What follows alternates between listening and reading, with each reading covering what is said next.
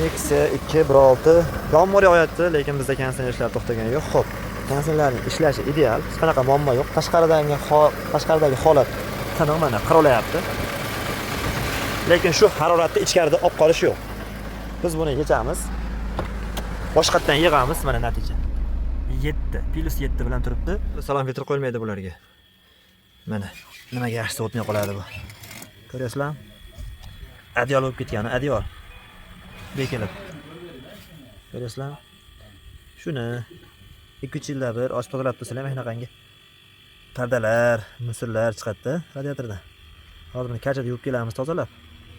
Keyin qo'yganimizdan keyin shunaqangi muzlatadi bu mashina. Shunaqangi havolar kiradi bu yerdan, toza havolar. Xullas Nexia 1, Nexia 2 bolalarga bu ham jo'natib qo'yinglar. Konditsioner tashqari suv bo'lib terlayapti, lekin ichkarida yaxshi o'tmayapti deganlar. Bitta konditsioner radiatorni yechtirib salonnikini yuvdirib tozalattirib qaytadan zapravka qildiringlar. Effektini 100% sezasizlar. Nexia 216 miz tayyor bo'ldi.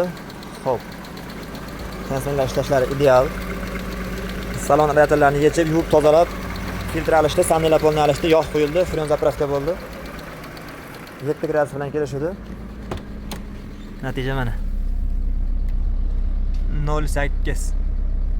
Vada 0 bo'lganda xudoxolasa 0 ga tushdi. Xullas, tajrid olamiz. Endi akamiz bitta chetda o'tirib berishadi. Qani? Chiqib ko'ring endi. Nexiachilar, konditsioner Nexia 1, Nexia 2 birinchi bo'ladi. Keyin lastikda turadi.